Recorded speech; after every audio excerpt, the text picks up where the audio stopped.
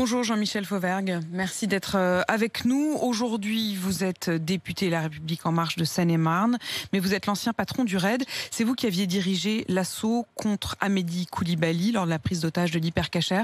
Quel souvenir d'abord vous revient en premier quand vous repensez à cet assaut? Bon, le souvenir que je veux garder, qui me revient souvent parce que je veux le garder, et c'est celui-là, c'est le fait quand on rentre dans l'Hypercacher, que l'ensemble des otages sortent, et le souvenir d'avoir sauvé tous ensemble, policiers de la BRI, policiers du RAID, tous les autres policiers qui étaient présents, d'avoir sauvé 26 vies. 26 vies sauvées, d'autres malheureusement qui sont morts, vraiment exécutés par Amédi Coulibaly. Quand vous arrivez à l'Hypercacher, on se souvient d'ailleurs de ces images en direct, me semble-t-il, de tous vos hommes qui avançaient lentement le long du périphérique, puisque c'était à la porte de Vincennes. Vous savez ce qui vous attend? Vous avez un plan? Quand j'arrive à l'Hypercacher, on sait exactement ce qui se passe, ce qui n'est pas toujours le cas pour les prises d'otages traditionnelles que l'on a. On sait exactement ce qui se passe. On connaît l'identité du preneur d'otages. On ne sait pas s'ils sont d'ailleurs, s'il est seul ou s'ils sont deux. On a eu un doute à un certain moment, qu'on a vérifié lors de l'assaut. On sait qu'il y a des explosifs. On ne sait pas le nombre exact d'otages. On pensait qu'il y en avait 19, 20. Finalement, il y en a 26. Mais on est assez informé sur comment se passent les choses. Et puis on est assez informé aussi, et ça c'est le plus important, sur la manière dont opère ce genre d'individu radicalisé. Et on sait qu'il ira jusqu'au bout et qu'il mourra les armes à la main, et qu'une reddition ne sera pas possible. Vous êtes face à quelqu'un qui n'a rien à perdre. On a tiré les enseignements de l'affaire Mohamed Merah 14 mois plus tôt, plus de 14 mois plus tôt d'ailleurs. On a tiré les enseignements de tout ce qui se passe ce qui s'est passé dans le monde sur ce type d'attentat, en particulier au Westgate de Nairobi quelques mois plus tôt. Et on travaille sur on a travaillé sur de nouveaux process d'intervention qui ne font pas rentrer en compte la stratégie de négociation qui doit aller jusqu'à la reddition pour un preneur d'otages qui a des problèmes psychologiques, par exemple.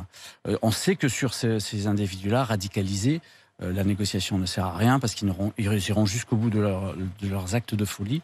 Et au contraire, ils recherchent la mort, les armes à la main, contre les policiers qui vont donner l'assaut. Donc on sait exactement ce qui va se passer. Ma problématique, c'est bien évidemment, c'est cette équation à plusieurs inconnus que je dois résoudre pour pouvoir sauver la majeure partie des otages. Il se trouve qu'on a sauvé tous les otages.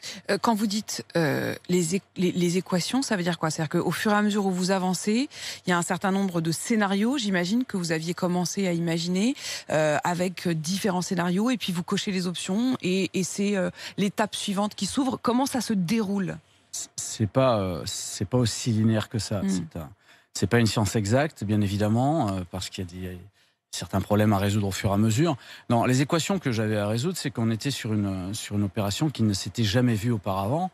Pourquoi elle s'était jamais vue? Parce qu'il y avait deux unités d'intervention qui intervenaient en même temps, le RAID et la BRI sur la porte de Vincennes.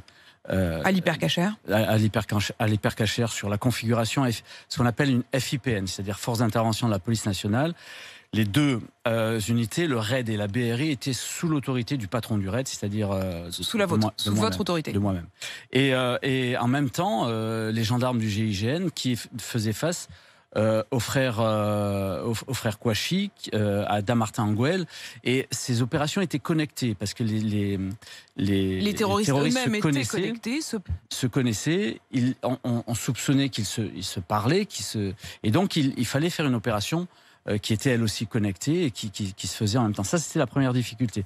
La deuxième difficulté que j'avais, c'est de commander dans mon dispositif la BRI que je connaissais, mais que je connaissais pas aussi bien que les hommes du RAID avec qui j'étais tout le temps. Donc ça, c'était une deuxième difficulté. Et ces difficultés ont été absorbées de manière assez fluide. Moi, j'avais des contacts très fluides avec le chef du GIGN, par exemple, par l'intermédiaire d'officiers qu'il avait mis à ma disposition et d'officiers que j'avais mis à sa disposition à lui. Et on a pu donc travailler de cette manière-là. Vous parliez à l'instant du fait que vous étiez face à des hommes qui de toute façon n'ont rien à perdre, dont vous savez qu'ils iront jusqu'au bout. Il se trouve qu'ils ont été effectivement jusqu'au bout. Ces hommes ont tous les trois été tués dans ces assauts. Vous évoquiez à l'instant Mohamed Merah. Pareil, Mohamed Merah, il a aussi été tué au moment de l'assaut. Est-ce que ça, c'est un regret? C'est-à-dire qu'au moment où s'ouvre le procès, ces hommes ne seront du coup pas jugés?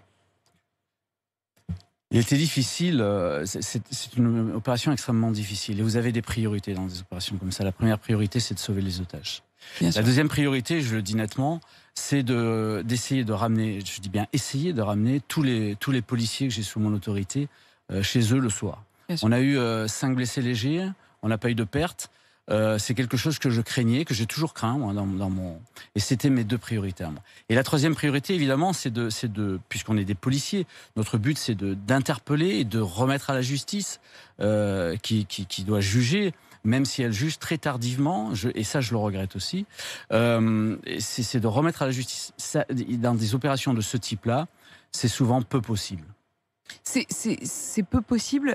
Mais malgré tout, vous vous dites, on doit le tenter. C'est-à-dire que ces hommes, finalement, au fond, on ne les entend jamais. C'est-à-dire qu'on ne peut pas aussi les juger. Aujourd'hui, on est aussi en train de se poser la question de l'utilité de la justice, de l'état de droit, de la justification aussi, d'aller justement, et c'est peut-être ce qui fait l'honneur de la France, de se dire, bon ben, malgré tout, face à la barbarie, nous, on oppose un état de droit. Bien sûr qu'il faut tenter de les interpeller. C'est ce qu'on essaye de faire à chaque fois, mais il y a des fois où on ne peut pas. Jean-Michel Fauvergue, vous avez eu peur. Est-ce que ce sentiment a une place dans ce moment-là? Non, j'ai pas peur sur le coup, sur le projet d'intervention que je mets au point, parce que d'abord on n'a pas trop le temps, on est concentré sur la mission. Et en réalité, le RAID a été créé pour ça. On est entouré des meilleurs. RAID, BRI, GIGN de leur côté, on est entouré des meilleurs. On est entouré aussi de nos camarades policiers qui étaient là dès le départ, toutes les équipes d'intervention, les équipes de secours, et on est pleinement concentré sur le fait de... Moi, ma concentration et ma motivation, c'était le fait de sauver des vies. J'étais pas persuadé de les sauver toutes. C'est ce que j'avais dit au ministre quand il était venu me voir vers les 16h. L'assaut a été donné à 17h et quelques. Je n'étais pas persuadé de les sauver toutes, et je n'étais pas persuadé de ramener tout le monde, tous mes gars à la maison. Mais on a tenté le tout pour le tout, et on a déroulé nos process d'intervention jusqu'au bout. Et vous avez réussi la mission. Jean-Michel Fauvergue, aujourd'hui vous êtes député. C'est un véritable changement de vie. En vous entendant, on se dit, mais quelle mission plus forte que celle d'aller sauver des vies? Est-ce qu'aujourd'hui, vous vous sentez quand même utile en politique, ou est-ce que vous êtes déçu par l'efficacité de la politique de votre action? Écoutez, je vais être très pragmatique et je vais vous dire ce que j'attends en tant qu'homme politique du procès d'aujourd'hui. J'attends que, par-delà le procès des gens qui seront dans le box de ces prête-mains à ce terroriste, j'entends que on fasse le procès de ceux qui ont organisé ça, de la pensée qui organise ça. Et ça, c'est une véritable mission politique. J'attends que on parle de ces gens qui se sont attaqués à la République, qui sont attaqués à notre mode de vie, de ces gens qui se sont attaqués à toute une communauté, la communauté juive, pour la massacrer, qui était derrière ça, les cerveaux de cette affaire-là. J'attends que on s'attaque à ces gens qui se sont attaqués aux policiers. On a eu 2 policiers qui ont été tués. J'attends qu'on s'attaque à ces gens qui se sont eux-mêmes attaqués à l'ensemble de la population au Bataclan, mais aussi à Charlie. Le premier qui est mort à Charlie, c'était un agent de maintenance. C'est monsieur tout le monde. J'attends qu'on s'attaque à ces gens-là. J'attends qu'on s'attaque à l'islamisme politique. J'attends qu'on s'attaque au salafisme. J'attends qu'on s'attaque aux frères musulmans. J'attends qu'on s'attaque à tous ces gens qui nient complètement notre manière de vivre et qui nient leur religion elle-même. Avez-vous le sentiment que ce procès permettra cela?